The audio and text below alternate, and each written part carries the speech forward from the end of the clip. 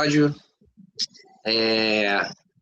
Infelizmente hoje, né, a nossa amiga Sheila não pôde estar presente. É muito ocupado. Isso é bom. É ruim e é bom, né? Se está ocupada é sinal de que está tendo bastante trabalho, está tendo bastante coisa, bastante, né? Tá ótimo. É um ruim, mas é bom. Faz parte da nossa profissão trabalhar com esporte. Enfim, é sempre uma correria. E nosso amigo Gabriel Goxa. Gabriel, obrigado pela presença, obrigado, tá, pelo seu tempo aqui com a gente, trazendo suas opiniões sempre inteligentes e pertinentes.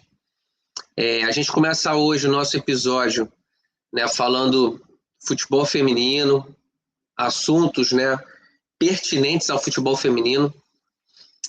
A gente tem aqui o atleta da Suécia, que jogou na seleção de futsal, inclusive, da Suécia, e agora vai jogar na seleção da Suécia, né, na Copa do Mundo.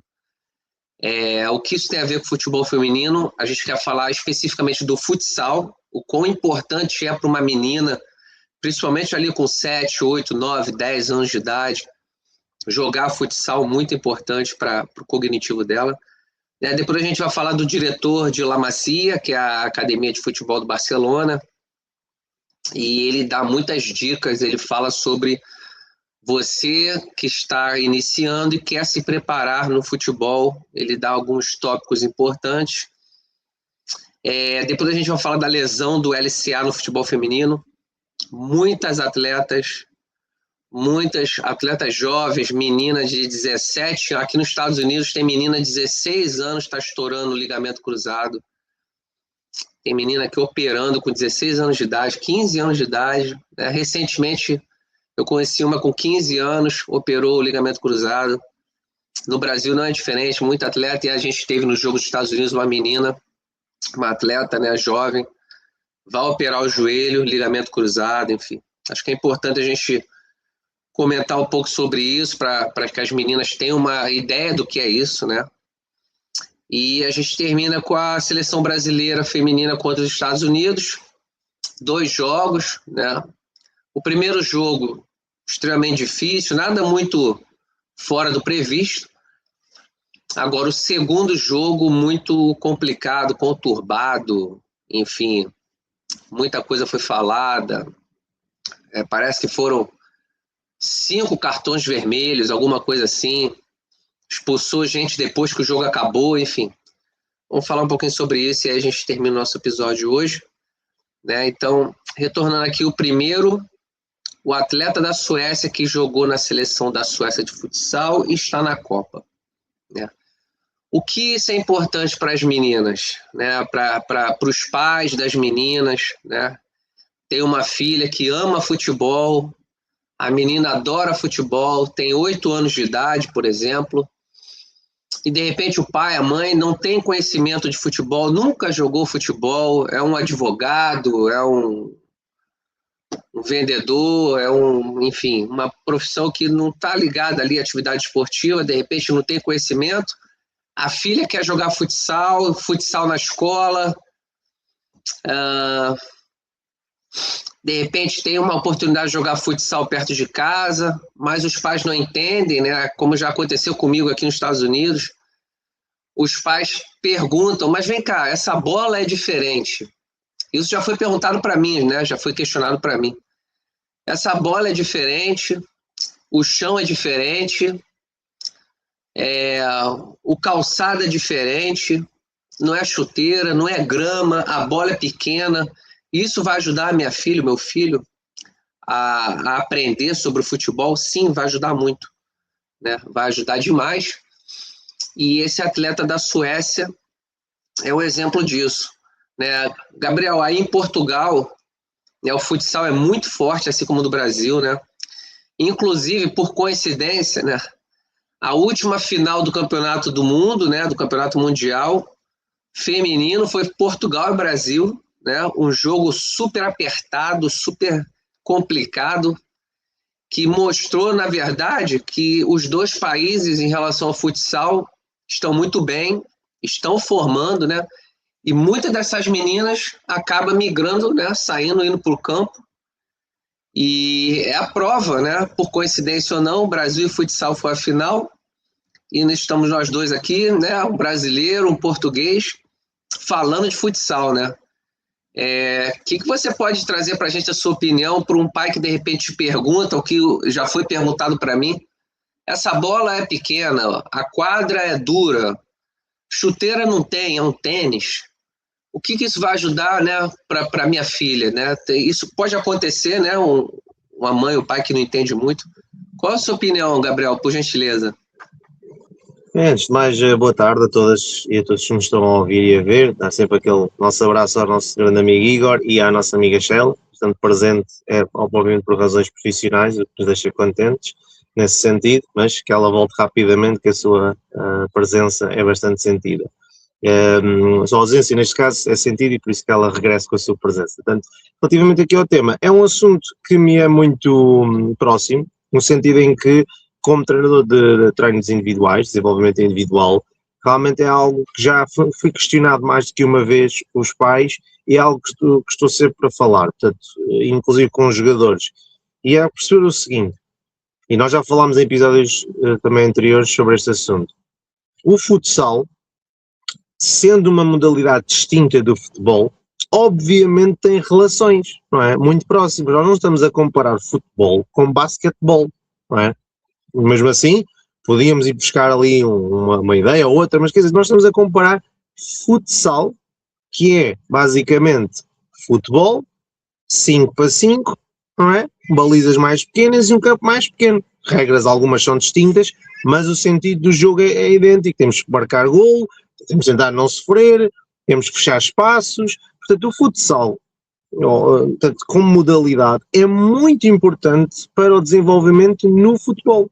Portanto, os pais não têm que ver isto como se a bola é mais pequena ou se a chuteira, isto. Não, vejam neste ponto de vista. Digam-me um jogador de futsal que seja mau tecnicamente, que jogue profissional numa liga de topo, que seja mau tecnicamente. Não é? Podem-me perguntar, então mas digam-me um jogador de futebol que também joga numa liga profissional, eu vou-lhe dizer, não, realmente as diferenças entre os melhores tecnicamente da equipa e os menos evoluídos são ainda grandes, são consideráveis. No futebol, estou a falar no futebol, porquê? Porque há posições onde os jogadores, por especializarem-se, temos alguns defesas, agora temos, nos últimos anos têm evoluído tecnicamente, e guarda-redes também, tanto goleiros como no Brasil, mas esta situação ainda é uma situação muito recorrente, de haver jogadores com alguma técnica e outros que usam mais o físico. No futsal isso não pode acontecer, o jogo é muito rápido, tem que haver técnica, tem que haver capacidade e destreza mental de ver o jogo rápido, pegar e soltar, tem que estar sempre a correr de um lado e para o outro, mesmo que o campo seja mais pequeno, o número de quilómetros percorridos dos jogadores por jogo é realmente elevado e portanto tudo isto ajuda bastante depois numa transição, caso obviamente não queiram seguir futsal, para o futebol. Portanto, os pais têm que entender isto, resumidamente, que a bola ser mais pequena é indiferente, um bom jogador até com uma pastilha elástica joga, não é? Aquele anúncio ver o Cristiano Ronaldo dá toques numa pastilha elástica, não é?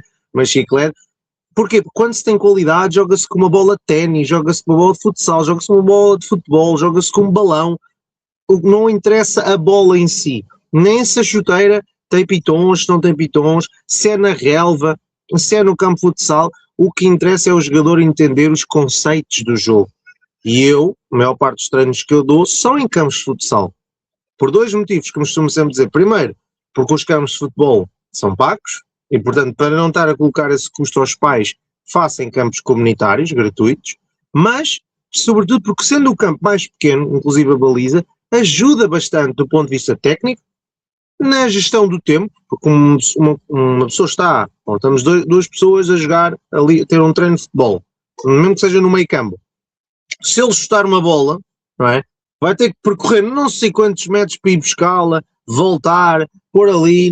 No campo de futsal, normalmente nestes campos comunitários há grades, está gradeamento, não é? A bola bate no gradeamento, volta, temos ali o golo, dá logo para dar 2 ou 3 passos e já temos a bola, perde-se muito menos tempo e isso acaba por dar muito mais treino, porque se nós juntarmos o tempo perdido em cada treino e buscar bolas ou ter que correr, isso no somatório de muitos treinos é muito tempo perdido.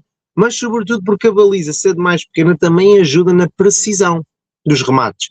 Um jogador que marque bons golos numa baliza de futsal tem muito mais capacidade também de marcar bons golos numa baliza de 7 ou numa baliza de 11.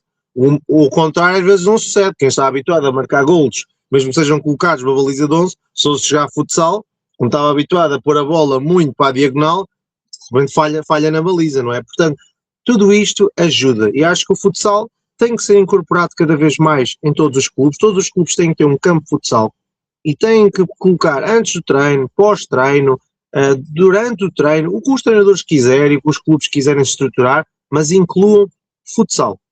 3-3, 4-4, 5-5, em vez de ser no campo de futebol, ponha no campo de futsal. Vai se tornar mais dinâmico, vai se tornar mais competitivo e vai haver muita gente que se calhar, quem sabe, até veja que gosta até mais de futsal do que futebol, que é perfeitamente legítimo, cada vez também se ganha mais dinheiro no futsal. Portanto, as meninas que nos estão a ver e a ouvir, apostem. Meninas brasileiras são muito boas no futsal, nas portuguesas também, portanto, é uma modalidade que vai subindo aos poucos, e, portanto, pode parecer que não, porque não há tantos olhos no futsal como há no futebol, mas tem crescido.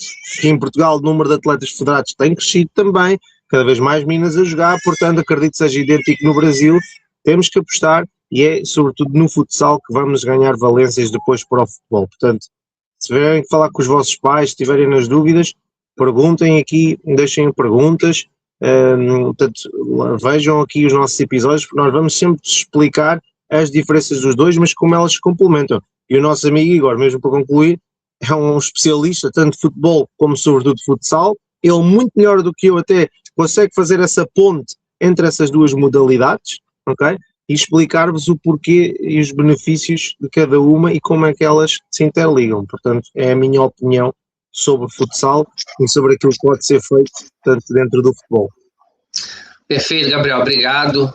Só para corroborar com isso que o Gabriel falou, eu vou colocar aqui o vídeo de um treinador. Acredito que ele é treinador, não tenho certeza absoluta disso, mas eu acho que ele é treinador.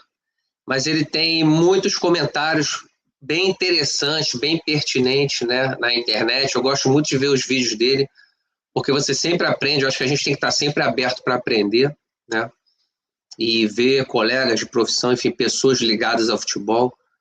Vou trazer aqui, por gentileza, vou colocar o vídeo aqui do Júnior. Vamos ver se está com som. Vamos lá. Ele está falando exatamente do futsal e desse atleta da Suécia. A Suécia convocou um jogador de futsal para a Copa do Mundo. Taha hoje é o melhor jogador no X1 ofensivo da Suécia. E nós teremos o prazer de vê-lo na Copa do Mundo. Isso me fez refletir muito sobre o processo formativo no Brasil. Cada vez mais crianças começam a praticar futebol de campo desde 6 anos de idade, no afã de se desenvolver logo no futebol e ganhar muito dinheiro. E, na verdade, estão deixando de praticar o futsal. E se a gente olhar para antes, os grandes jogadores brasileiros nasceram numa quadra de futsal e só depois foram para o futebol de campo. O nosso último dos gênios, Neymar, na sua primeira infância, jogava futsal. E acho que isso a gente deveria ter como institucional no Brasil. Processo formativo iniciar pela quadra de futsal, onde joga apenas 4 e um goleiro, para depois ir desenvolvendo até o futebol de campo. Se você está pensando em tirar o seu filho do futsal, eu aconselho que não faça isso. Até 13 anos, na minha opinião, é importantíssimo a prática do futsal por várias coisas que a gente já tem muito falado aqui. Não faça isso. Esse desenvolvimento, se for tirado do seu filho, pode custar muito caro no futuro. Perfeito. Bom, eu acho que é interessante mostrar a opinião de um colega, né? Isso está livre na internet, né? Social media para qualquer pessoa, e vai exatamente na direção disso que você falou, Gabriel, né? Do futsal, principalmente ali para criança. Eu tenho certeza absoluta, as pessoas às vezes confundem. Eu não sei se o Cristiano Ronaldo jogou futsal, né? E tem os jovens agora que estão vindo na seleção de Portugal, né? Portugal está com os atletas ali nos 20 e poucos anos, de um nível muito forte. Talvez ele não tenha jogado futsal oficialmente, num clube de futsal, né, num campeonato de futsal, mas é absolutamente certo de que eles jogaram futebol na rua, futebol com os colegas, na quadra, como o Gabriel falou, na quadra ali próxima à sua casa, e é o conceito do futsal mesmo. Quer dizer, quando a gente fala futsal, a gente não quer dizer que tem que ser um torneio, um campeonato oficial da federação, não é isso. Quando a gente fala futsal, é porque a essência do Brasil e de Portugal não é diferente, é que você vê pelos jogadores, não é ser forte, não é musculoso, não é isso. Olha os atletas agora que estão surgindo em Portugal.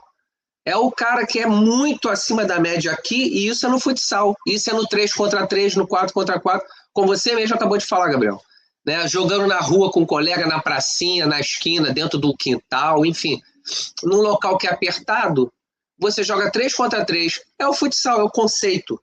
É o conceito do futsal. Eu concordo muito isso com o que o Júnior falou. Vai na direção do que você falou, Gabriel. Então, eu acho assim, para fechar, né, para as mães, para os pais, o futsal vai ser muito importante para a sua filha. Se você tiver a oportunidade, vale a pena 100%, né, para as meninas desenvolverem. Gabriel, posso ir para o próximo tópico ou tu quer acrescentar alguma coisa, por favor? Então eu ia acrescentar mesmo uma frase muito rápida e agradeço o complemento, meu amigo, porque foi fantástico e este vídeo do nosso colega demonstrou exatamente isto. E eu não só quero acrescentar isto, eu não só acho que o futsal é muito importante, como eu acho que ele é o futuro do futebol. Porquê? Porque cada vez mais há mais necessidade de haver este envolvimento técnico, por isso é que os treinos individuais também têm crescido, mas cada vez mais, do ponto de vista coletivo, os treinadores vão ter que procurar alternativas e vão ter que perceber que os grupos reduzidos, que se faz muito em Portugal, de ter só aqui 3 ou 4 num lado, fazer a torrabia, como se chama, portanto, aqui em Portugal, estar aqui posse de bola, 1 no meio, 2 no meio, mas isso é um grupo e 2 atrás. Agora vamos supor que vamos orientar modo de jogo. Campos pequeninos, sobretudo para jovens, meninos e meninas de 8 anos, 9 anos, 10 anos, campos pequeninos, 3 para 3, para começar, portanto, nem que seja 2 para 2, em alguns momentos, 2 para 2, 3 para 3, 4 para 4, 5 para 5, e isso para mim vai ser o futuro, porque até mesmo alguns que não joguem depois vão evoluir muito, muito, muito através deste tipo de jogos, e isso é o que vai fazer com que futuramente alguns jogadores que se calhar não tinham tantas hipóteses agora, comparado com outros colegas, consigam ser bons profissionais e até chegar ao futebol, porque ganharam toda essa competitividade, toda essa leitura de jogo, essa intensidade de jogo, que é sobretudo aqui, como o nosso amigo Igor estava a dizer muito bem, a intensidade do jogo é aqui. Obviamente que nós temos de nos preparar fisicamente, isso é verdade, tem que correr 90 minutos e a grande intensidade, é verdade, mas a intensidade sobretudo é mental, que se um jogador vai receber uma bola e já está marcado e não vê nada do que se está a passar à volta, porque não rodou a cabeça, porque não começou já a ler o que é que vai fazer a seguir, ele vai ser um atleta de atletismo, vai correr muito, mas não vai saber jogar futebol, não é? E portanto o futsal vai ser o futuro para mim do futebol. Portanto, não só, como eu digo, é complemento, como é o futuro. Perfeito, Gabriel, concordo. Né? Tem um atleta que eu gosto muito de Portugal, eu já vi alguns vídeos dele falando, não especificamente do futsal, mas você percebe que alguma coisa aconteceu na infância dele, que ele jogou muito em locais apertados, que 3 contra 3, 4 contra 4. É o Vitinha. Você vê um atleta, ele não tem 1,90 m, musculoso, 90 quilos, nada disso. Você olha para ele fisicamente e fala, tá. Mas quando a bola rola, aqui tá 100 por hora, entendeu? E ele leva vantagem mesmo não sendo musculoso, fortão, grandão, ele tá na frente. É isso, acho que esse é o futsal, entendeu? É o que o traz para atleta, né? Perfeito, Gabriel, obrigado. Vamos passar para o nosso próximo tópico aqui. Nós vamos falar sobre o diretor de La Masia, né? Bem interessante, né, a fala dele. Acredito que, né, pode ser útil para os pais também, né? Um dos nossos objetivos aqui, né, é trazer informação pertinente para as meninas, né, mas também para os pais, né? Porque enquanto a menina tem ali 7, 8, 9, 10 anos de idade, ela não tem conhecimento, Ela não tem como filtrar nada. Os pais é que tem que, bom, isso aqui sim, isso aqui não, né? A criança depende muito dos pais, principalmente ali no início. Então, acho importante, vou compartilhar a imagem dele aqui, e ele fala, se eu não me engano, são 10 tópicos, se eu não me engano. O diretor do Barcelona, não é qualquer clube, né? Falando sobre a formação. Eu acho que é importante a gente trazer essa informação aqui. Vamos lá. Tá com som? Acredito que sim. Goals and assists. Number 10, a concept that's very flashy to see, but it's a result of other things. Speed. Number 8, speed is important, but not the deciding factor. Physicality. Number 9, physical conditioning is important, but not a deciding factor in the formative years. Decision making. Number 4, very important, decision making in children. Attitude when things go wrong. Number 5, difficult with children, but in the long run, an important concept. Communication. I'll put this one at number 6. In kids, it's hard to see, but in the long run, it's important. Consistency. Number 7, it's also a difficult concept, but in the long run, it makes the difference. Technical ability. Number 3, a very important concept, individual technique in the training phase for children, it can make the difference. Mental speed. Number 2, basic concept, mental speed is very important, which along with that individual technique we've mentioned will allow him to develop a lot as a player. And lastly, football intelligence. For me, it's without a doubt number 1. Beleza, perfeito. Tá em inglês, mas obviamente a gente vai comentar aqui, né? Gabriel, quer começar? Pega as 5 primeiras, eu pego as 5 últimas, ou eu pego as 5 primeiras, tanto faz, o que você prefere? Como preferir, amigo. Tá ótimo, então, beleza. Então, só para poder, né, ajudar aqui aos pais e às meninas, né, a gente vai traduzir aqui rapidamente. Ele separou os 10 tópicos, né? Os o que ele fala aqui dos scouts, né? Por exemplo, um clube, né? Por exemplo, o Fluminense, o Flamengo, o Botafogo, o Vasco, o Grêmio, o Palmeiras, o Corinthians, enfim, Bahia. Os clubes, eles têm o que hoje em dia, né? A palavra que se virou a palavra da moda é scout, né? Para os pais entenderem. Ou para as meninas entenderem. O scout é o que antigamente no Brasil a gente chamava de olheiro. Eu não sei em Portugal se era assim. Gabriel, como é que chamava em Portugal? Também, observador, olheiro, sim, sempre houve esses nomes. Exato, beleza, perfeito. Então, assim, hoje em dia é muito difícil alguém falar olheiro, né? Observador, Gabriel lembrou bem, mas também fala-se muito scout. O que é, assim, de forma bem simples, ele é um olheiro, realmente, é um cara que, né, ou uma mulher, enfim, que ele está ali procurando novos talentos, ele está procurando, né, os jovens que, de repente, pode vir para o clube que ele trabalha, que ele representa, enfim, ele está procurando, ele é um pescador, né, e ele quer pescar bons peixes, né, para o clube dele. Então, ele fala aqui, o primeiro que ele fala é futebol e inteligência, né, então é a inteligência do futebol. Coincidência, né? A gente acabou de falar aqui do Vitinho. Não é o atleta ter um monte de músculo, não é ser musculoso, não é, entendeu? Se ele tiver a perna do Roberto Carlos, foi muito famosa por anos, né? Falava-se muito da perna do Roberto Carlos, que tinha um chute forte. Não tem problema nenhum, ok. Mas o foco é a inteligência futebolística, né? Alguns chamam de QI futebolístico, que é você realmente raciocinar, entender o jogo, o que está se passando ali, o que pode vir a acontecer, né? Você ter uma leitura de jogo, a inteligência futebolística. Depois ele fala da mental speed, que é a velocidade, né? O quanto você se antecipa ao que está para acontecer. Nos clubes é muito comum eles fazerem o teste de velocidade, né? 30 metros, 20 metros, é muito comum. Eu não sou muito assim a favor desse tipo de teste, porque a mental speed, como ele fala aqui, né, a velocidade mental, eu posso ser mais lento que o Gabriel no teste de 30 metros. Mas se eu tenho uma velocidade mental acima da dele, uma inteligência de futebol acima da dele, eu vou me antecipar, eu estarei 2, 3 metros melhor, né, posicionado. Então, mesmo que ele seja mais rápido que eu vou levar vantagem. Então, essa mental speed é isso. Você pode ser mais lento correndo no campo, mas isso não significa nada que se você for mais rápido aqui, você está se movimentando melhor, lendo melhor, e você vai estar à frente do outro atleta que, teoricamente, é mais rápido que você.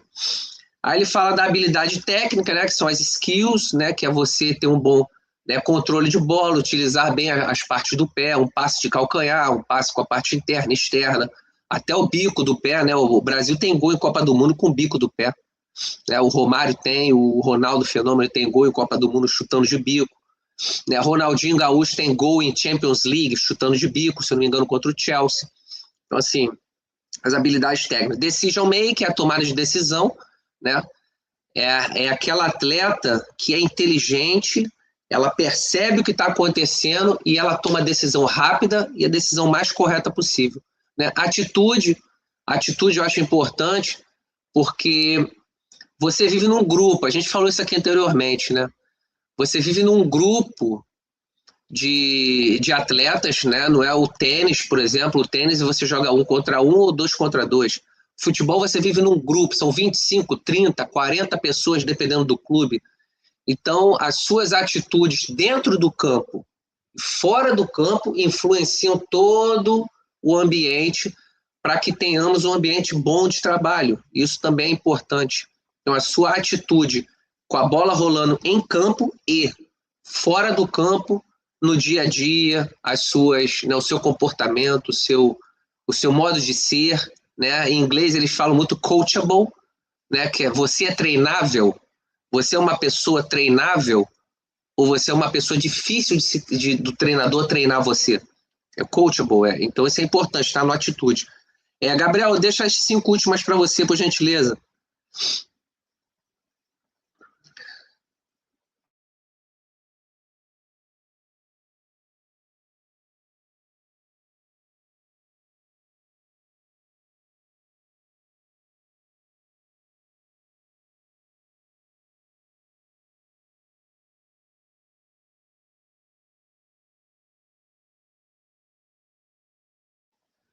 Gabriel, não estou te ouvindo.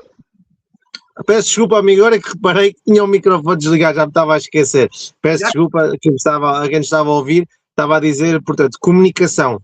Comunicação tem a ver exatamente com isto, com a troca de palavras que temos com os nossos colegas, não é? Portanto, tem a ver exatamente com estarmos em campo, mas não estarmos calados, não é? Portanto, estarmos constantemente a correr e estar calado não faz sentido. Porque uma coisa é o treinador estar de fora, não é? Está a dar indicações. Nós, durante o jogo, aquilo entre barulhos das bancadas e pessoas a gritar, aquilo às vezes, a maior parte do jogo passa-nos ao lado, mas se nós temos alguém ao pé de nós a dizer, olha, marca aqui, eu vou, agora vais tu, eu fico, na calma, olha, ele está a ir, tudo isto é muito importante, ter essa voz de comando, não é só os capitães, é também os jogadores de várias posições irem comunicando, olha, eu vou para aqui, toma, devolve, não sei o quê, portanto, tudo isto é muito importante, jogar falando, ter essa comunicação em campo.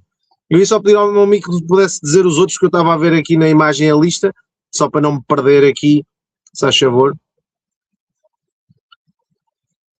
Eu vi agora o 6. O próximo é consistência. Consistência, muito bem. Portanto, consistência, olhando agora para a consistência, podemos pensar no quê? Consistência é eu hoje faço algo bom, portanto vamos olhar para a parte positiva, claro, amanhã já estou mal outra vez, e no outro dia volta a ficar bom. E o problema de hoje em dia no futebol é que os jogadores que são muito bons, mas só são muito bons às vezes, não dá, não é? Então passam sempre ao lado de uma grande carreira, e temos muitos exemplos no Brasil, em Portugal, de jogadores assim, muita qualidade, mas pouco trabalho, ou azar, ou lesões, já vamos falar daqui a pouco. Portanto, tudo isto é importante perceber que a consistência é que faz os grandes jogadores durante muito tempo. Porque hoje jogo bem, amanhã mesmo jogo um bocadinho mal, jogo bem na mesma, cumpro as minhas funções, no outro dia marquei 2 golos, no outro dia fiz 2 assistências, mas sempre a um bom nível, sempre uma forma consistente a trabalhar. Isto é nos jogos, nos treinos, é sempre tentar dar o nosso melhor. Como eu digo, há dias que vão sempre ser melhores do que outros, em toda a gente deste mundo, mas não oscilar demasiado, ou seja, um dia muito bom, um dia muito mau e andarmos aqui assim. Portanto, consistência para também criar evolução, não é? Crescimento futebolístico. Portanto, isto é muito importante, a parte da consistência. Perguntar O então... próximo é... Sim, o próximo é velocidade. Velocidade. Pronto, parte física, este nosso colega aqui de Barcelona colocou a parte física num dos últimos. Eu pessoalmente concordo com esta ideia. Nunca tenho qualquer tipo de desdém pela parte física. Aliás, não faz qualquer sentido, se estamos a falar de desporto, ter desdém pela parte física, não é? Se a pessoa não tem condição de correr, de se movimentar, não vale a pena ter um cérebro rápido, não consegue jogar futebol. Então a parte física é muito importante também. Mas eu coloco sempre a parte física a seguir à parte mental, à parte técnica e à parte tática. Porque isso é que o futebol é isso. É exatamente essas três componentes primeiro. Agora, a física é muito importante para podermos ter todo o resto. E, portanto, se olharmos para a parte da velocidade, a velocidade é importante. Eu quero correr um pouco e ultrapassar o meu adversário. Tenho que ter velocidade. Eu quero perder a bola e quero chegar rapidamente para fazer um corte. Tenho que ter velocidade. Eu sou um guarda-redes, estou de um lado da baliza e quero ainda vir a defender a bola que está no outro lado. Tenho que ir a correr e tenho que saltar, preciso de velocidade. Portanto, tudo é necessário ter velocidade, até porque o jogo cada vez é mais rápido. Não é? Cada vez os jogadores são mais rápidos, são mais bem treinados, têm mais condições tanto de trabalho para serem mais rápidos, então o futebol cada vez é mais rápido.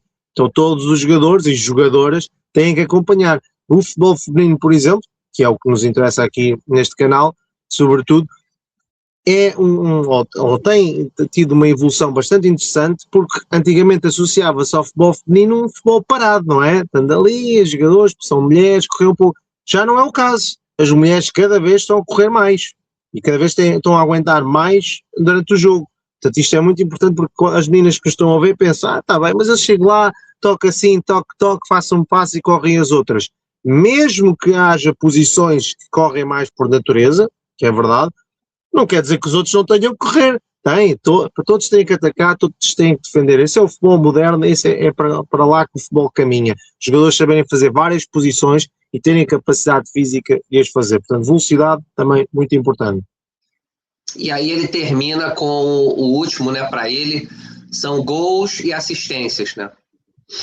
Gols e assistências, não é? É a essência do futebol. Portanto, para marcarmos golos, normalmente precisamos de assistências, não é? Portanto, pode não haver um golo que não tenha sido considerado uma assistência se ele for de livre, não é? De cobrança de falta, de penalti, seja do que for, mas normalmente os golos de jogadas corridas têm assistências. Umas são muito bonitas, chamamos um passo a rasgar, muito alto e tudo. Outras é alguém que passou-nos a bola e alguém começou a correr, fintou 2 ou 3 se calhar e marcou. Mas é muito importante a assistência, porque sem a assistência, a maior parte das vezes não há golo, e o golo, porque o golo é a essência do futebol, nós jogamos os jogos para marcar golos, porque é a única forma de ganhar, não é? Portanto, os golos são importantes sim, mas neste contexto, da parte formativa, eu acredito que eu tenha posto em último, porquê? Porque não é a parte mais importante para nos focarmos quando estamos a crescer, ok? Não é porque a pessoa marcou 40 golos em 10 jogos ou menos, que é um grande jogador. Eu agora assim de repente lembro-me, não está-me a vir à cabeça, um jogador italiano do Milan, que eu só estou em erro, ele agora já joga na equipa A, ele é visto por em Itália há muitos anos como um grande prodígio, porque ele é ponta de lança e nas divisões onde ele jogou, dezenas e dezenas de golos, sempre golos. Só que lá está, para fazer transição para o futebol sénior, para o futebol já de elite, as coisas já não são iguais, não vai marcar dezenas de golos, para isso tinha que ser um próximo Ronaldo ou Messi mesmo, e isso já é o nível que é, não é? E Neymares e Ronaldinhos e por aí fora, portanto, perceber isto é importante, claro que sim, mas muito mais importante mais para a frente na vida, onde realmente os jogos para serem decididos precisam disso. Um jogador pode não marcar um único golo e uma assistência, e fazer uma assistência, e ser o melhor jogador da equipa, como? Com todas aquelas razões iniciais que o nosso amigo Igor explicou muito bem. Portanto, é importante, obviamente, mas mais para a frente da vida, não tão importante no início da carreira. Perfeito, Gabriel, obrigado pelas palavras, né? Acredito que esses 10 tópicos aí que a gente falou né, essas informações que a gente está trazendo. Acredito que ajudem, né, não apenas as meninas, mas os pais também, né. Eu e você, a gente está nisso já há bastante tempo, a gente sabe o quão importante, né, a gente tentar, né, a palavra que eu usaria não é ensinar nem educar, mas é tentar passar para os pais, né, um conhecimento mínimo, né, porque quando ele tem uma filha de 8, 9, 10 anos de idade, 11 anos de idade, a menina não decide nada, né, a menina não tem conhecimento para decidir nada. Então, é importante que os pais tenham pelo menos uma noção do que fazer, para onde ir, como fazer, né? Enfim, até para tirar dúvidas, enfim. Acho que é importante, né, esse tipo de conteúdo. Tá? Obrigado, Gabriel. A gente vai passando para o próximo tópico. Vou trazer aqui. Vamos falar do... É um assunto ruim, né? Eu já tive a oportunidade de trabalhar com atleta vindo de... Né, fazendo a transição para retornar ao jogo, né? Muito, assim, eu ficava me sentindo bem, assim, a palavra não é desagradável, mas é uma sensação ruim, porque você sabe que, né, o atleta estoura o joelho, tem que fazer uma cirurgia de ligamento cruzado anterior. A gente sabe, né, eu, você, que estamos nisso já há algum tempo, a gente procura estar estudando, a gente sabe que dificilmente, não é impossível, mas dificilmente ele vai conseguir voltar no nível que ele estava, entendeu? Para poder jogar em alta performance, em alto rendimento, né? Não é voltar a andar, voltar a correr, não é isso. Mas para jogar em alta performance, né? Se de repente era um atleta de primeira divisão, um atleta do Porto, por exemplo, com aquela performance enorme, Champions League e tal, e voltar para aquele nível é muito, muito difícil. Muito difícil. Né? E depois que volta a jogar, às vezes tem problema no joelho de novo, às vezes é na outra perna, porque as meninas precisam entender isso. Sem você perceber, quando você retorna, para uma questão de proteção sua, você joga o peso para o outro joelho, você tenta compensar o joelho que você sabe, está lá no seu subconsciente que não é mais 100%, então você acaba jogando para outra perna, na hora do sprint, na hora da freada, entendeu? Quando você faz um sprint de 20 metros e você precisa parar de correr em 3 metros, você joga um peso absurdo nos joelhos. E para mudar de direção, né, no futebol, você faz um sprint de 20 metros, você tem 2, 3 metros para parar de correr e mudar a direção. É um peso absurdo no joelho. E sem você perceber, você joga a carga maior em cima do joelho que não foi operado. Isso pode trazer problema. Então, assim, é muito difícil, né? É um assunto bem, assim, ruim, desagradável, mas hoje em dia, fisioterapia, enfim, alguns atletas conseguem retornar, né, ao nível, né, de antes. Mas a verdade precisa ser dita, tá? A gente não vai ficar aqui iludindo ninguém. Lesão de LCA é muito difícil, muito complicada, e você vai ter que trabalhar muito para retornar ao nível que estava antes. A verdade é essa, entendeu? Então a gente teve aqui, eu vou trazer aqui a atleta do Brasil agora recentemente, vou procurar a imagem dela aqui, ver se tem som, né? A brasileira, se eu não me engano o nome dela é Duda.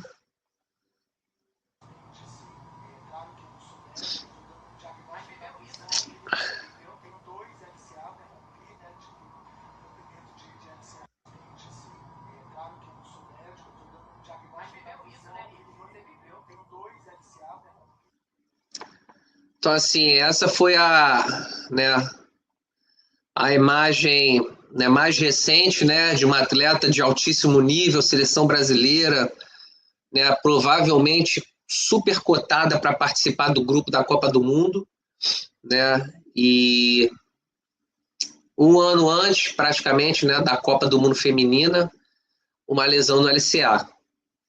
Né? Tá tudo perdido? Não.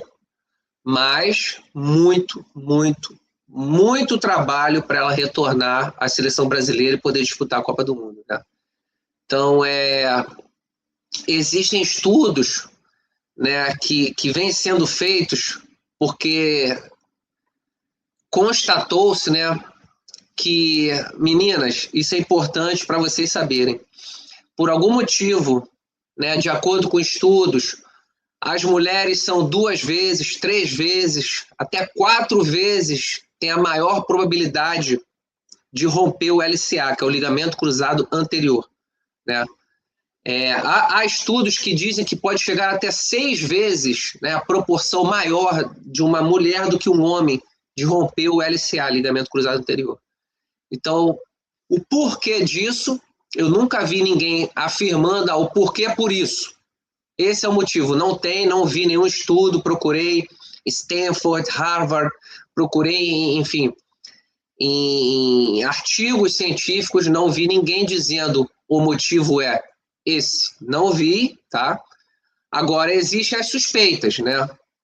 Suspeita, problemas anatômicos, suspeita, biomecânica do movimento, né? A mulher, a gente sabe que ela é genovalgo, normalmente, né? Tende a ser um genovalgo, o que é natural, porque tem que passar um bebê ali, né? Então, o quadril é mais largo um pouco do que o do homem. Em mim não vai passar nenhum bebê, no Gabriel não vai passar nenhum bebê.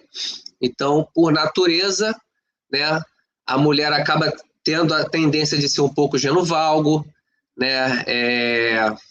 Que mais? Questões hormonais, né? Questões hormonais, que é muito forte no futebol feminino, o masculino não, né? O meu ciclo menstrual não existe, o meu ciclo é diário, né? O homem acorda, a testosterona está no pico. 8, 9 horas da manhã, a testosterona está lá em cima. No final do dia, a testosterona está lá embaixo. 9 horas da noite, a testosterona está lá embaixo, né? A minha melatonina está me ajudando a pegar no sono para ir dormir. Acabou. Esse é o ciclo meu, do Gabriel, do homem. 9 horas da manhã, testosterona lá em cima, de noite, testosterona lá embaixo, vai dormir, acabou o ciclo. A mulher não. São 4 períodos, né? Então tem a fase lútea, que é uma fase que a mulher tem muita dificuldade de treinar em alta performance. E aí tem a fase de menstruação. Enfim, são 4 momentos, sendo que um é muito ruim, um é muito bom, e 2 vai depender de uma série de fatores, enfim, de mulher para mulher. Então, não é fácil, né, treinar o futebol feminino. Não é que seja diferente do futebol masculino, mas você precisa fazer os ajustes.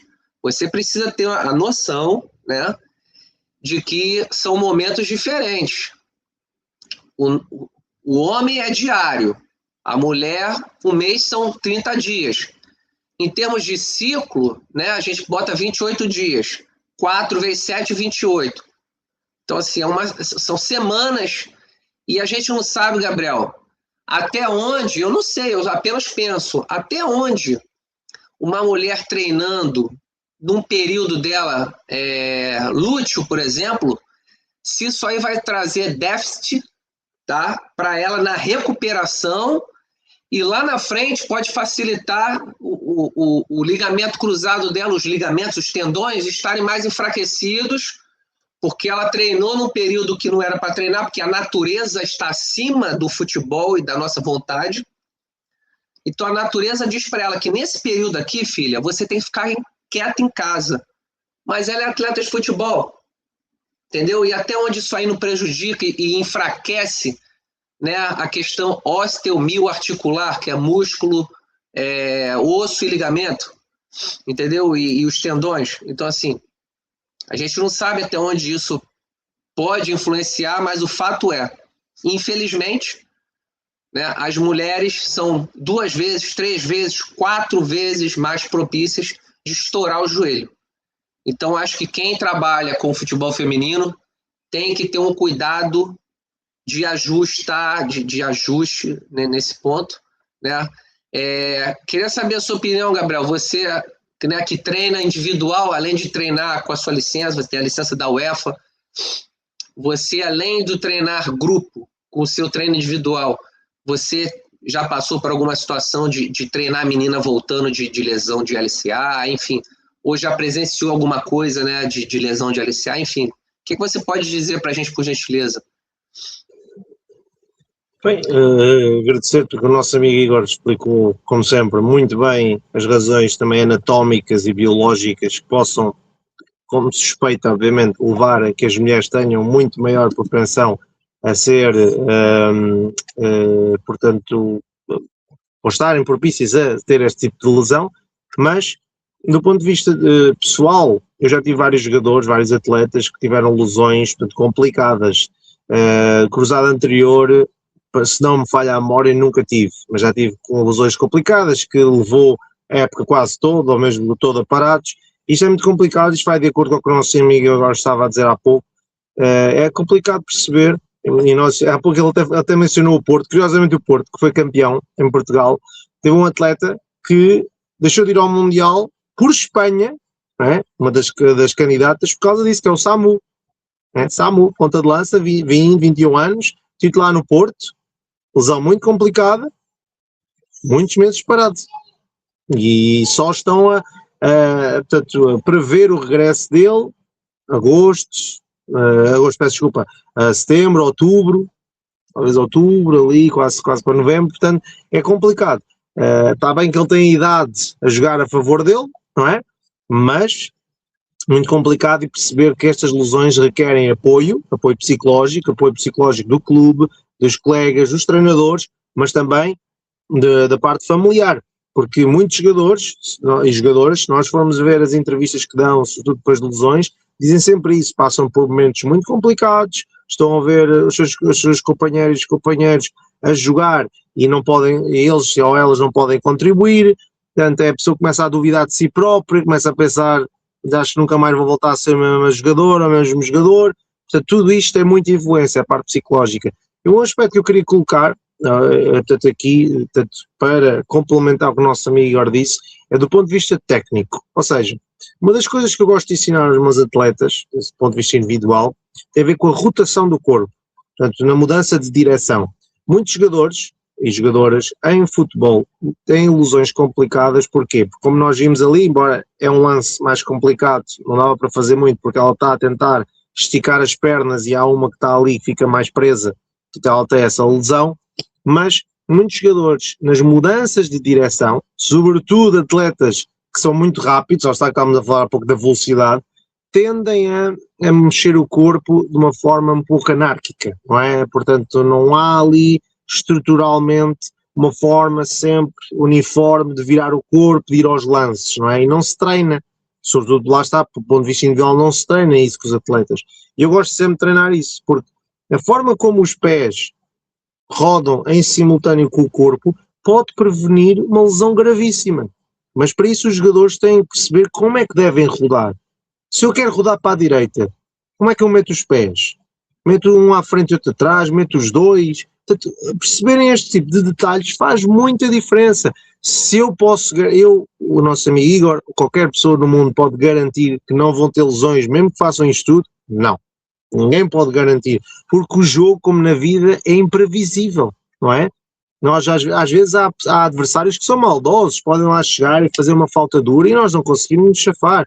Às vezes nós pensamos que temos tudo controlado, vamos tentar ir buscar a bola e rasga aqui qualquer coisa no músculo. Portanto, nós não podemos garantir a 100% que não vai haver lesões, sobretudo estas de cruzado anterior.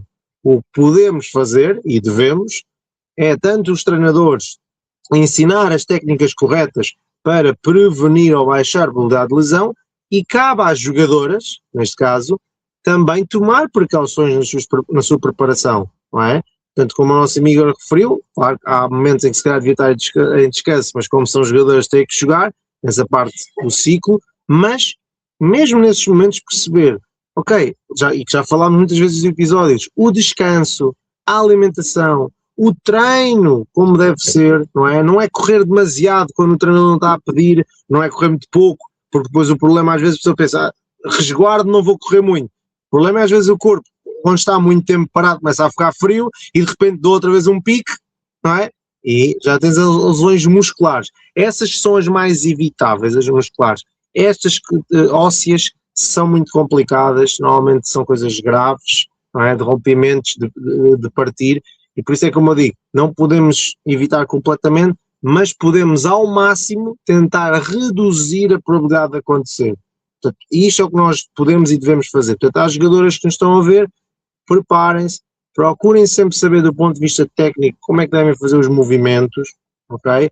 Perceber como é que devem receber, como é que a perna deve estar aberta para receber uma bola, como é que se deve chutar, como é que se deve cabecear. Toda essa forma ajuda a prevenir certos tipos de lesão. Portanto, é o meu conselho, é que desse ponto de vista técnico tentem fazer o máximo possível para que este tipo de lesões não aconteçam, sabendo que, lá está, faz parte do futebol. O futebol até, de forma irónica, tem mais lesões que até algumas modalidades de combate, que artes marciais.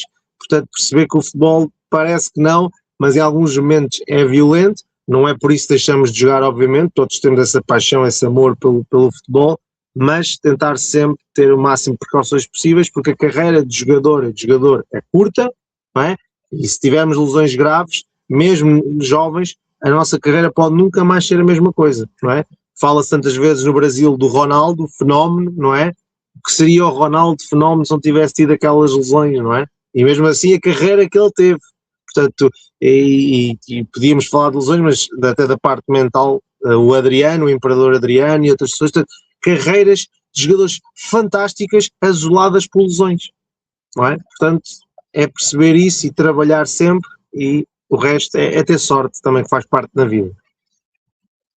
Perfeito, Gabriel. Obrigado pelas palavras. O Gabriel falou isso aí, eu me lembrei aqui. O Gabriel falou do movimento, né? Eu queria deixar aqui para as meninas, né, para os pais, uma coisa. Conversando até com outras pessoas que trabalham com futebol, né, eu já ouvi muitas opiniões no sentido da trava da chuteira. Como isso não foi planejado, né? Gabriel falou, me lembrei. Isso aqui é um retângulo, né? Isso aqui é um retângulo. Isso aqui é circular, redondo, né? Então, tem trava de chuteira, que é um formato mais quadrado e ou retangular. Tem trava de chuteira, né, que é um formato mais redondo, mais circular. Então, opinião, nunca encontrei artigo científico falando sobre isso, não sei se tem, mas a opinião que eu já ouvi outras pessoas falando, que na minha opinião faz muito sentido, é para as meninas procurarem comprar chuteiras que a trava seja mais circular. Porque, teoricamente, né, ajudaria elas na hora de movimentar, como o Gabriel falou, e a chuteira agarraria um pouco menos na grama, forçando menos o joelho. Então, eu já ouvi pessoas dizendo, eu não compro chuteira que a trava é quadrada ou retangular ou algo próximo a isso. Eu compro chuteira que a trava é mais circular.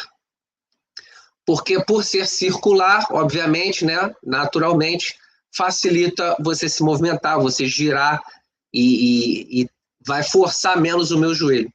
Eu acredito que faz algum sentido isso, então eu estou só aqui compartilhando isso, né, com os pais, com as atletas, que eu acho que é importante, não custa nada a gente compartilhar, né, e enfim, acho que é uma informação pertinente, né, que eu já ouvi de outras pessoas também. Beleza, Gabriel, a gente pode passar para o próximo, tu quer acrescentar alguma coisa, por favor? Aqui, Gabriel travou. Bom, algum problema no telefone ou na internet, ou em ambos. Ficou faltando, na verdade, né? A gente falou do LCA, você explicou muito bem, né? A gente acredito que a gente, né, trouxe informações pertinentes em relação ao LCA, né, para as meninas e para os pais. E agora para fechar, a gente fala da seleção brasileira feminina contra os Estados Unidos, né? 2 jogos extremamente diferentes, né? O primeiro jogo difícil, que é normal, né? Podia dar tanto para um quanto para outro. A seleção americana tem atletas de altíssimo nível, a gente sabe como a liga americana é muito forte, futebol feminino nos Estados Unidos é muito forte, há anos, né? O Brasil vem numa fase de transição, né? Então, um jogo super difícil, normal, ganhar, perder 1-0, 2-1, 2-0, enfim, faz parte. E o segundo jogo foi muito estranho, né? Porque não é normal um jogo ter tanta expulsão depois que acabou o jogo, quer dizer, acabou o jogo e aí teve expulsão. Eu não lembro agora, porque foi tanta confusão, se foram 5, 6, 7 cartões vermelhos, enfim. Um jogo muito estranho e um amistoso, né? Um amistoso. Então eu vou trazer aqui, antes da gente falar aqui, trazer nossa reflexão, vou tentar colocar aqui as falas da treinadora americana, né? Que ela, pelo que ela fala, né? Dá a entender que ela meio que tenta jogar a culpa dos problemas no treinador brasileiro. Né? Indiretamente, ela, na minha visão, foi isso que ela tentou fazer. Mas tem aqui tá traduzido em português embaixo, mas depois a gente comenta, a gente vai né, traduzir o que ela falou. Rapidamente trazer a fala dela aqui, checar o áudio.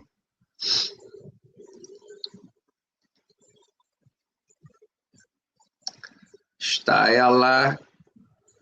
Cadê aqui?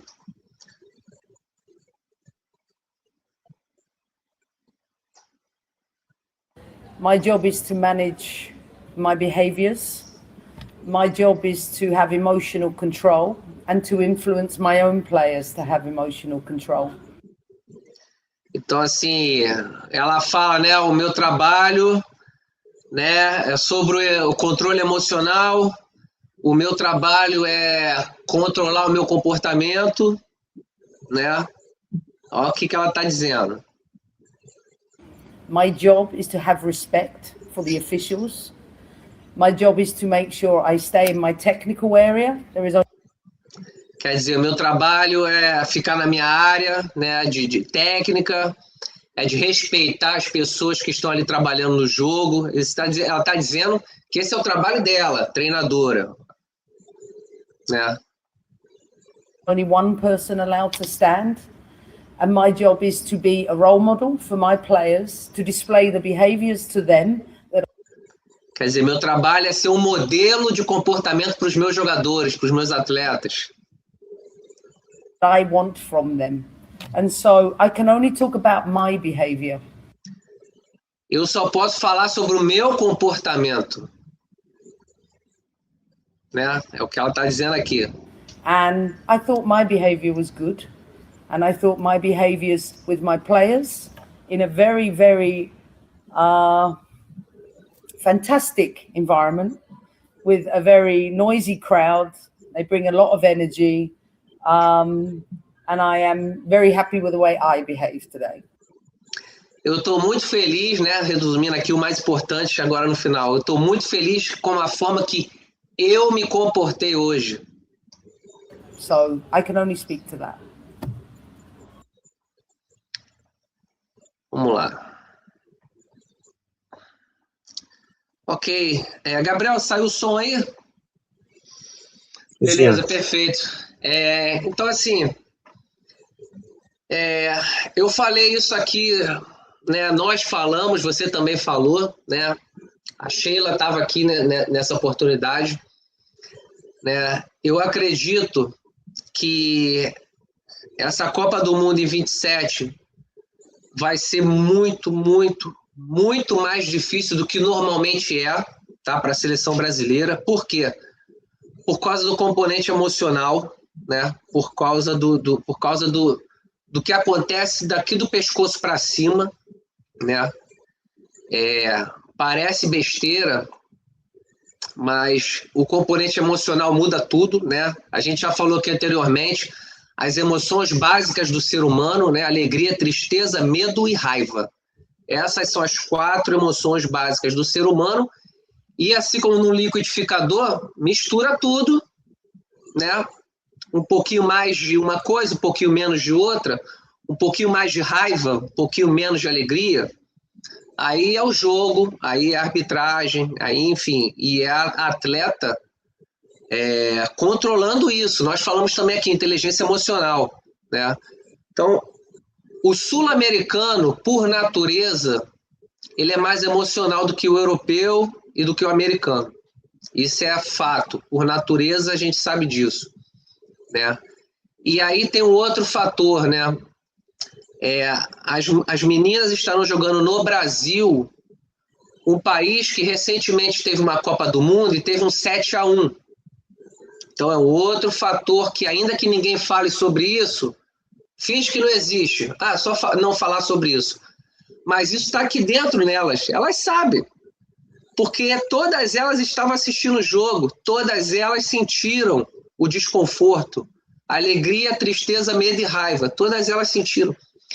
E o ser humano, quando existe emoção, ele aprende muito mais do que sem emoção. Algumas pessoas dizem, por isso que Jesus ensinava por parábolas. Porque parábolas, você é uma história, aquilo ali mexe com o seu emocional e você aprende muito mais. Então, hoje a ciência sabe, né? Não sei, né? Para quem não acredita em Jesus, talvez foi sorte dele, mas hoje a ciência sabe que quando você ensina e nesse ensinamento tem algum tipo de emoção conectada, o seu cérebro registra muito mais, salva a informação muito melhor. E elas aprenderam de uma forma ruim, mas emocional, o que foi o 7-1. Então, a Copa do Mundo no Brasil, 7-1, está aqui dentro, lá na gavetinha, lá no arquivo guardado, 7-1, né? Elas sabem que toda a família vai estar ali assistindo. Elas sabem que a expectativa pelo futebol feminino é muito grande, porque está vindo nessa transição, entendeu? Foram anos deixando o futebol feminino do lado de fora, e agora o futebol feminino está com o holofote nele. Elas sabem disso, entendeu? E elas sabem também que se elas forem mal, vai ter muita gente falando, tá vendo aí? Então, assim, elas sabem disso. É um componente emocional muito forte, que é o medo, né? O medo está linkado com a ansiedade. E os dois juntos é terrível, né? Não te ajuda em nada. Vai te levar mais para o fracasso. Se você deixar se levar por medo e ansiedade, tem tudo para você fracassar. Então, assim, todas as áreas que a gente para analisar, cara, o componente emocional para essas meninas na Copa do Mundo vai ser muito forte. E aconteceu isso, eu não sei até onde, né, o treinador brasileiro ele está tendo algum tipo de ajuda para ele, porque a pressão também vai nele. A pressão vai nele, né? Você é o treinador, você está preparando para a Copa do Mundo, você está tendo estrutura, você está tendo os amistosos, você está tendo isso, está tendo aquilo, Então, assim, também é pressão nele, ele é um ser humano, entendeu? E, enfim, eu acredito que essa Copa do Mundo vai ser muito mais difícil por esses fatores do que se fosse jogada na Alemanha, na Austrália, Estados Unidos, qualquer outro lugar. Dentro do Brasil, além do estresse normal, eu acredito que, né, espero que as meninas sejam trabalhadas nesse fator emocional. Gabriel, como é que você vê essa fala da treinadora americana, que não sei a sua opinião, mas na minha opinião, a forma como ela fala, ela está jogando nele. Eu me comportei bem, eu soube influenciar as minhas atletas, eu tal. Quer dizer, e ele foi expulso, né? Ele foi expulso no final do jogo, faltando alguns minutos, alguma coisa assim, ele foi expulso. Então, assim, como é que você vê esse jogo e essa parte mental, Gabriel? Até porque, né, com a sua licença da UEFA, acredito que você também teve esse tipo de instrução, de aprendizado, né? Mesmo a Europa não sendo tão emocional como o sul-americano, mas eu acredito que você tem essa noção de que é um componente super importante, principalmente para nós que estamos ali em pé, né? Na frente ali, comandando a equipe. Por gentileza. Bem, eu concordo, eu acho que é uma forma assim, vou-lhe chamar assim meio cínica dela dizer, não, eu estive bem. Então, se alguém, sofre confusão é porque houve alguma coisa que correu mal. Se ela diz que ela esteve bem, quer dizer que a culpa foi da outra pessoa, não é? Está subentendido na mensagem. Agora, mais importante do que atribuir culpas, eu creio que as pessoas devem perceber, indiferente se são homens, são mulheres, vai dar ao mesmo, que já falámos aqui até, inclusive, o nosso amigo Igor, inteligência emocional. Inteligência emocional é muito mais importante do que qualquer outro tipo de inteligência, porque eu posso ter muito conhecimento, mas se eu não consigo controlar as minhas emoções, não é? Eu sou basicamente um adulto, uma criança, peço desculpa, num corpo de um adulto, não é? Eu não deveria poder tomar decisões se eu sou uma criança num corpo de adulto.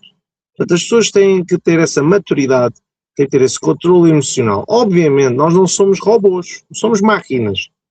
Obviamente, também há certas situações levadas a um extremo que levam as pessoas a reagir. Tudo bem. O problema é que a maior parte das pessoas, ou uma grande parte das pessoas, nem sequer chega a esse extremo. Tem logo reações muito bruscas aos acontecimentos. E o futebol, sendo a modalidade das massas, do povo, de todo o mundo, realmente desperta muitas emoções. Nós vemos isso nas torcidas, não é? Nas bancadas, as pessoas são fanáticas e têm tatuagem dos clubes, e para eles o clube perde, é o fim e tudo mais. E eu digo, pá, que ninguém quer perder, ninguém quer estar triste e ver os outros a ganhar. Isso faz parte do ser humano, não é? Mas não é preciso levar as coisas a um extremo, não é? Portanto, confusão depois de um jogo é completamente desnecessário, não é? Os jogadores estarem a apanhar vermelhos já quando o jogo terminou, não é? Não tem qualquer utilidade. Nós já vimos em muitos jogos, inclusive em finais, jogadores a levarem vermelhos porque, por exemplo, não é? Estavam a evitar que um jogador fosse para a área contrária isolado, carregou por cima, vermelho. Mas isso foi um vermelho que valeu se calhar mais do que um golo à equipa dele, porque deixou com menos mas evitou um golo. Lembro-me de um Real Madrid Atlético Madrid que foi assim, não é? O Morata estava a ir e de repente, pumba, tesoura ali por cima, não é? Portanto, eu percebo, quer dizer, eu percebo que todas as situações sejam complicadas, mas é perceber que os treinadores têm que ser os primeiros a dar o exemplo. Não é? Eu falo por mim, por acaso é fácil para mim falar sobre este assunto, porque eu, na vida, só apanhei um cartão amarelo, e quando perguntei ao árbitro no fim porquê, ele disse-me que quando a bancada, portanto, o banco todo do nosso levantou-se para protestar, todos ao mesmo tempo eu também me levantei, pronto, e ele já tinha feito uma advertência, deu um cartão e disse que foi para mim porque podia ter sido para o outro, não é? Eu tive esse azar, vou dizer assim, mas eu nunca apanhei cartões, já reagi, se calhar um pouco mais intempestivamente, mas sempre tive aquela ideia de que mesmo durante um jogo, se há algum momento raro na minha carreira respondi assim torto mais a um treinador, pelo menos acabar o jogo e em vez de extrapolar a situação, não é? Ir lá, apertar a mão, dar o braço, dizer, pá, acontece, pá, desculpa e tal. Portanto, isto é muito importante, porque nós temos, como líderes, os treinadores que são, têm que dar o exemplo aos jogadores. Os treinadores andam ali a bater nos outros treinadores, não é? O que é que os jogadores vão fazer? Vão defender o líder do grupo e depois entram em confusão com o outro, com os outros jogadores, neste caso jogadoras. E isto tudo, não é? É muita emoção, não é? E completamente desnecessário. Como costumo dizer aos jogadores, querem lutar, metam-se num ringue com regras, com luvas e isso, e lutem, não é? Não querem lutar, ou seja, porque o problema é que lutar, não é? É uma coisa, tem regras, tem honra, tem vários valores, não é?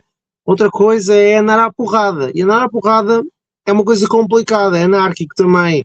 Alguém chega ali por trás, dá-lhes com uma chuteira na cabeça, ou algum adepto aparece, como acontece em invasões de campo e batem-nos, e pode ser coisas muito complicadas, podem nos levar ao hospital e podem causar até falecimento de alguém, por uma coisa absurda, ok? Portanto, há coisas muito mais importantes na vida do que o futebol. Pá, ganhamos hoje, amanhã perdemos, ou perdemos hoje, amanhã ganhamos. A minha mensagem para as jogadoras é que eu sei que provavelmente lá está com o nosso amigo, agora disse muito bem, as jogadoras brasileiras estão a sentir o peso da responsabilidade, não é? Querem se bater com as melhores seleções como os Estados Unidos, querem sentir que podem ganhar e que vão fazer tudo para ganhar a Copa no próximo ano, mas gerir as emoções é o primeiro passo para que isso aconteça. Okay? Não é deixar que elas nos dominem. É o domínio da mente sobre o corpo, não é o contrário. Porque senão nós éramos dominados pelos animais. Nós não somos mais fortes do que a maior parte dos animais, não somos mais rápidos, não temos mais resistência, não temos mais nada. O que é que faz de nós ser o topo da pirâmide dos animais? A nossa inteligência. Não é? Portanto, é nesse aspecto que eu friso às jogadoras, é que mantenham a calma ao máximo possível, mesmo que haja uma ou outra que esteja mais irritada, que as restantes peguem e digam não vale a pena, deixa estar, okay? E protejam-se dessa forma, porque senão depois é vermelho, depois já não podem jogar os próximos jogos, já não podem contribuir que vocês queriam mais fazer, depois têm sanções, às vezes têm que pagar multas, tudo isso é desnecessário e eu sei que a maior parte das pessoas depois pensam, porque é que eu fui fazer isto, não é? Não se pensou no momento, estávamos ali, parecíamos touros, não é? Só ver vermelho, não é? Não, vamos manter a calma e vamos perceber que intensidade ali e andar com tudo no jogo, ok? Já passou o jogo, se não demos durante o jogo, não vale a pena andar ali, ok, a chatearmos. Portanto, concentrem-se, deem o vosso melhor, vocês são jogadoras de grande qualidade, aqui uma mensagem mais direta para as jogadoras da seleção brasileira, vocês não precisam disso e vocês são um exemplo para milhões de meninas brasileiras por todo o mundo, portanto é em vocês que está a responsabilidade e, portanto, acredito que se tomarem as devidas precauções, sobretudo desse ponto de vista mental, de se resguardarem, respirarem fundo, vocês vão ter mais resultados. A Alemanha só ganhou ao Brasil, esse 7-1, não era porque coletivamente era um pouco melhor, mas o ser 7-1 foi um exagero. O que é que ganhou? Os alemães, muita frieza mental a jogar. E a equipa brasileira, assim que começou a perder 2 ou 3, mentalmente foi tudo abaixo. Por isso é que foi 7-1. Não é? O Brasil não tinha seleção para apanhar 7-1, seja de que equipa fosse no mundo. Portanto, eu acredito que a nossa, eu vou também apoiar, se não for a seleção portuguesa, vou também apoiar a seleção brasileira que faça e que vingue, entre aspas, a seleção masculina e possa vencer essa Copa para o ano, mas o primeiro passo é controlar o que está cá em cima. Como o nosso amigo Igor diz, do pescoço para cima. Beleza, Gabriel, obrigado, perfeito, exatamente isso que você falou, né? Falta um ano para a Copa do Mundo, né? E não vai ter moleza, né? A seleção brasileira e a seleção americana tem essa rivalidade, assim como eu tenho certeza que Portugal, quando joga com Espanha, quando joga com a França, também o negócio não é fácil, entendeu?